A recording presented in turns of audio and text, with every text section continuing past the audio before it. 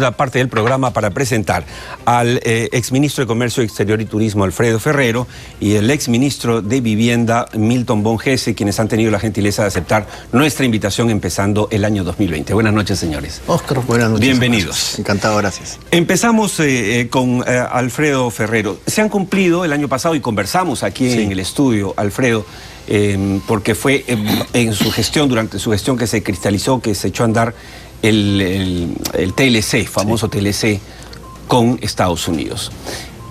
¿Este año ese TLC debería seguir impactando positivamente o estamos ante la amenaza de que la ineficiencia de la burocracia estatal, de la cual ha hablado duramente en el bloque anterior Alonso Segura, no lo permita? Mira, Óscar, gracias por la invitación. Encantado de ver a Milton después de algún tiempo también.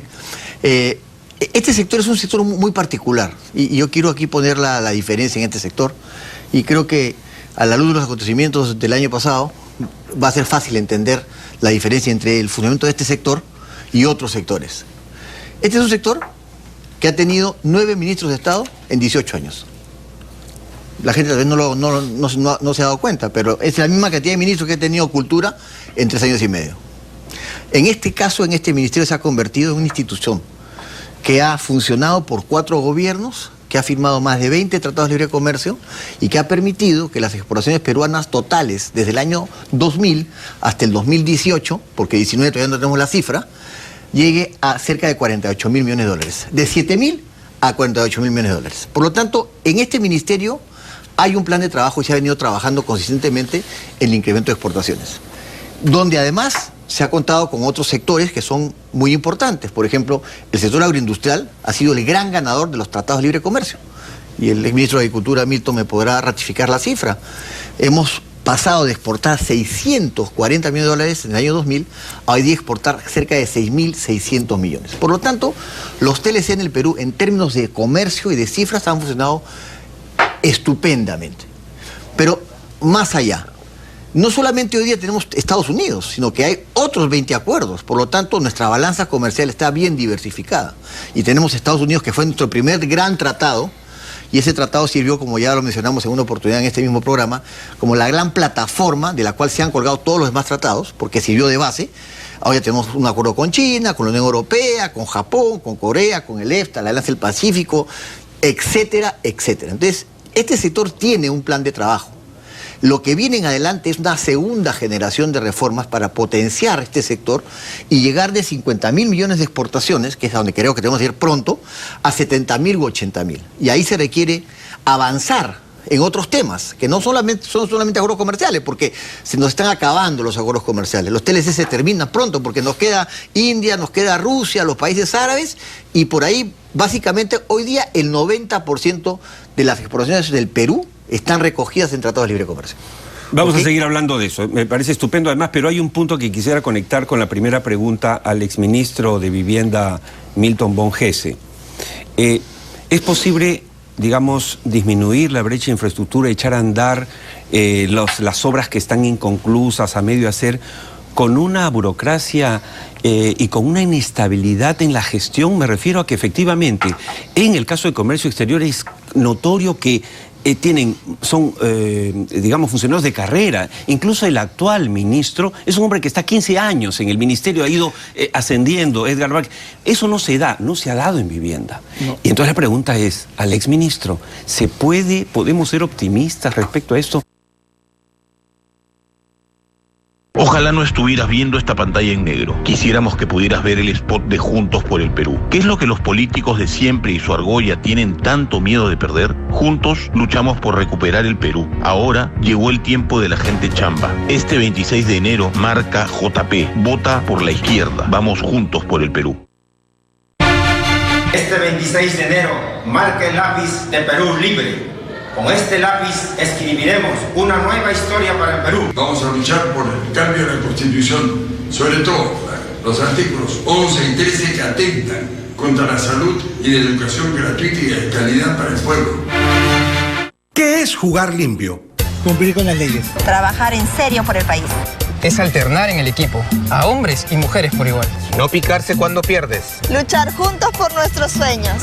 Un Perú que sabe qué es jugar limpio necesita un equipo que juegue limpio. Marca el mapa del PPC. ¿Con estas taras? Miren, en general el problema de la inestabilidad de los funcionarios públicos y esta persecución grande que ha tenido Contraloría de la República contra los funcionarios que toman decisiones ha generado un nivel de inmovilización extraordinario, que va, como digo, mucho más allá del sector vivienda y construcción. Si uno ve las cifras de ejecución de la inversión pública, hay sectores que a estas alturas no llegan al 50%, a estas alturas del año. Y eso que se han hecho algunas trampitas como... o sea, no se mide contra el presupuesto de apertura, sino contra el modificado, y el modificado se ha ido modificando hacia abajo. Entonces, los porcentajes parecen más altos. Para aparentar una mayor ejecución, habla usted del año que pasó, que es el 2019, pero que es una práctica a la que se recurre muchas veces cuando no se es eficiente en el gasto. Se recurre, efectivamente es una práctica común, pero yo no he visto en ningún gobierno que haya sido la norma tan grande como en lo que se ha hecho ahora, ¿no? Para aparentar más gasto. Entonces, ¿de qué me sirve tener una brecha de infraestructura identificada en todos los sectores y tener un plan de infraestructura si al final no hay funcionarios que toman decisiones? Antes las brechas se cerraban con dinero y con normas eventualmente para facilitar alguna cosa, pero asumías que los funcionarios tomaban decisiones. Hoy día el dinero está ahí en las cuentas, las normas, ya no se necesitan más normas de las que hay, lo que hace falta es tomar decisiones. Y por lo tanto, si no salimos de ese marasmo, vamos a estar complicados, no vamos a avanzar. ¿Se explica para usted de alguna manera esta leía hace unas semanas que se hablaba de la no hemiplegia, sino paraplegia ejecutiva, ¿no es cierto? Sí. Esta parálisis, semiparálisis ejecutiva. ¿Tiene que ver con el hecho de que todos tienen miedo de terminar en la cárcel investigados por Contraloría? Bueno, es que lo que miremos los hechos, cuando se pasó del gobierno anterior al gobierno de PPK, las comisiones investigadoras surgieron en el Congreso, y creo que el acuerdo, el informe más trascendental fue el de Rosa Bartra, que acusó a medio mundo de todo tipo. Contraloría rápidamente hizo suyo las conclusiones y empezó a inhabilitar a todos los mejores funcionarios de carrera, de Proinversión, por ejemplo, y de otros sectores. Y eso ha generado pues una parálisis tremenda, ¿no? El nivel de persecución que se dio a funcionarios públicos de carrera, yo no lo he visto, trabajado con 5 gobiernos, nunca lo vi al nivel que ha pasado ahora, ¿no? Cuando la política se entromete en las decisiones técnicas es muy complicado. Y ojo, que la corrupción, aquel que robó un sol del tesoro público, los impuestos de los ciudadanos, que se vaya preso y que se quede ahí. Pero eso es una cosa, y el otro fenómeno que pasó es que esto de que porque trabajaste con el gobierno anterior, eres un sinvergüenza, eso llegó al extremo, ¿no? Y eso te explica en parte importante la parálisis de hoy, ¿no? De acuerdo. Señor Ferrero, ¿es posible que este crecimiento que usted ha graficado muy bien en su primera intervención se dé en el turismo? Ok, hemos crecido, tenemos ahora 4 millones, pero yo estaba hace pocas semanas en San Francisco, que San Francisco recibe 15 millones y no tiene Machu Picchu, realmente es una linda ciudad, pero vamos, y podríamos mencionar muchas, ¿no es cierto? ¿Qué nos falta? Sí, yo creo que el turismo sigue siendo agenda pendiente para el Perú. O sea, creo que así como Comercio Exterior tiene una ruta, y ya vamos a tener que hacer el esfuerzo por generar una segunda ola de reformas. Me parece muy bueno lo de la segunda ola. Porque si no nos vamos a quedar estancados en un crecimiento estático. Claro. Y eso hay que pensar qué hay que hacer para que esto subamos de 50.000 a 80.000. Claro. ¿No es cierto? Más allá de que hayan habido 9 ministros y que 3 de esos hayan sido viceministros, necesitamos otras acciones y hay que pensar bien qué hacer. Planes de exportación, apoyo a las pymes, trabajo con la inversión productiva, infraestructura. En turismo, el Perú es uno de los países, creo yo, del mundo que tiene la mayor cantidad de recursos turísticos. El recurso turístico es diferente al producto turístico. el recurso turístico es la materia prima, pero yo esa materia prima tengo que trabajarla para convertirla en producto turístico. Y eso implica dotarla de infraestructura, dotarla de servicios, de carretera, de acceso. Y ahí todavía estamos en pañales, ¿no es cierto? Hay lugares del Perú que están alejados, donde no hay suficientes facilidades para llegar, donde no hay vuelos, donde de repente no hay carreteras cómodas, donde tampoco hay alojamiento. Entonces, ahí queda una agenda pendiente que tiene que ver, por ejemplo, con y es un trabajo que ha hecho por Perú Bien hasta ahora también, que es el mismo sector, pero en turismo, probablemente tratar de jalar al turista chino, por ejemplo, que todavía viene poco al Perú, el turista de Arabia, que tampoco viene al Perú, buscar salirnos del molde del turista latinoamericano y norteamericano, que es el que está viniendo, y europeo, y buscar otros mercados donde el Perú pueda ser atractivo. Y eso pasa por darle valor a nuestros recursos turísticos, ¿no es cierto? Dotarlos de valor. Por ejemplo, tenemos las huacas en todo el Perú. ¿Cuántas huacas realmente le hemos dado valor? ¿Y cuántas huacas están abandonadas? Cuando queremos decir, vamos a darle al sector privado las huacas, como la huaca pugliana, salen a protestar en las calles las poblaciones que tienen las huacas abandonadas, que no hay recursos ni para cuidarlas. Entonces, ¿qué cosa es más útil para el Perú? Que una empresa privada las coja, les invierta dinero y parte de ese dinero vaya a la población y a la huaca, o dejarla ahí tirada llenándose de basura. Entonces, todavía no hay conciencia en el Perú, en la población, y todavía no hay una política de Estado sólida a nivel de decir qué hacemos con el turismo para realmente despegar. El turismo en el Perú todavía no ha despegado, o sea, no ha dado el primer gran salto. Muy bien. Señor Bonjese, la reconstrucción es una deuda pendiente de este gobierno específicamente. Hubo toda la desgracia que tuvo que enfrentar el inicio del gobierno de Kuczynski, pero luego la hereda Vizcarra. Vizcarra dice es una vergüenza que se haya ejecutado 10%, pero la verdad que la vergüenza persiste porque seguimos en 20%. Pero ha pasado algo. En los últimos días del año pasado, del 19, el gobierno ha dicho, bueno, vamos a imitar la fórmula de los panamericanos para que la reconstrucción, que cambios, ahora sí se hagan con cambios y ahora sí se ejecute. ¿Usted es optimista respecto a esto o tiene sus dudas? No, a ver, que puedan usar en algunos proyectos la fórmula de los panamericanos, sí, seguramente, pero para otros no.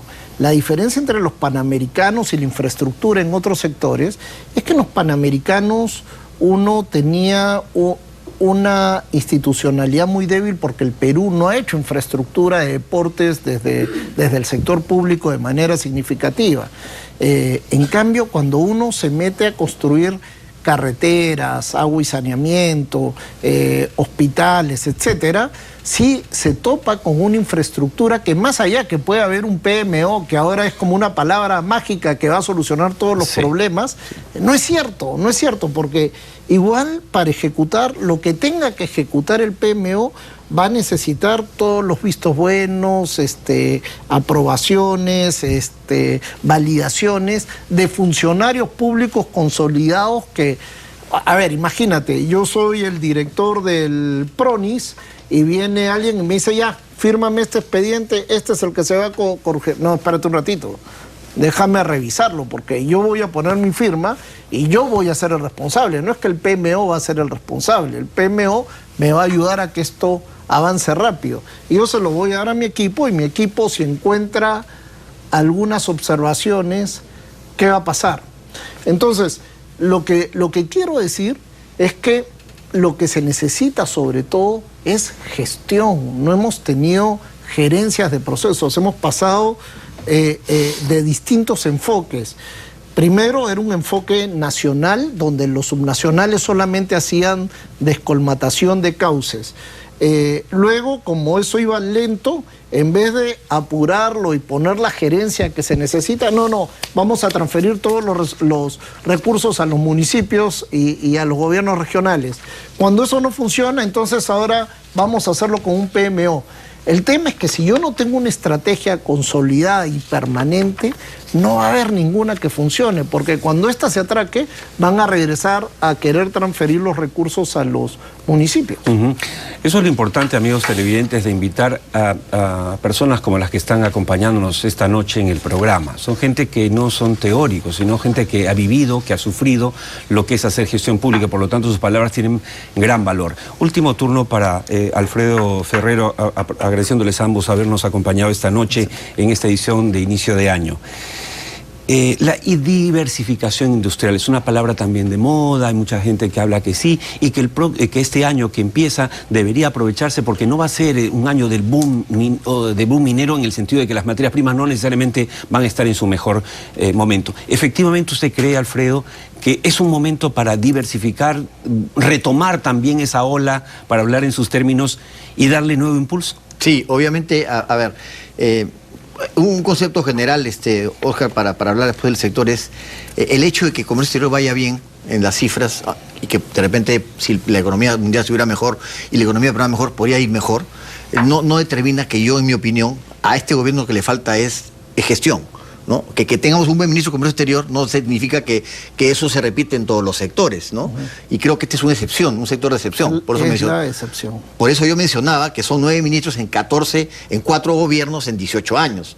Pero eso no se repite. Entonces, pero este sector, Comercio Exterior y Turismo, es un sector, es uno de los motores del Perú, pero no es el único motor. Entonces necesita que, como cualquier carro que tiene 4 llantas y un motor, que todo funcione para optimizar el funcionamiento de todos. Entonces, a este sector todavía le falta empujar otros temas. Por ejemplo, en minería, imagínense si habrían otros proyectos mineros que se hubiesen desarrollado, exportaríamos mucho más minerales, ¿no es cierto? Por ejemplo, si tuviéramos mayor inversión en las industrias, en sectores de artesanía, por ejemplo, en pesquería, de repente podríamos tener más exportaciones en otros rubros. Entonces, todavía falta espacio acá para seguir creciendo. Pero quiero mencionar, porque esto es importante también, que hay una serie de productos no tradicionales que el Perú ha alcanzado a nivel mundial alguna connotación y que tal vez la gente no los conoce. Yo voy a mencionar algunos y me voy a permitir leerlos. Rápidamente, por favor. Sí, rápido. Sí.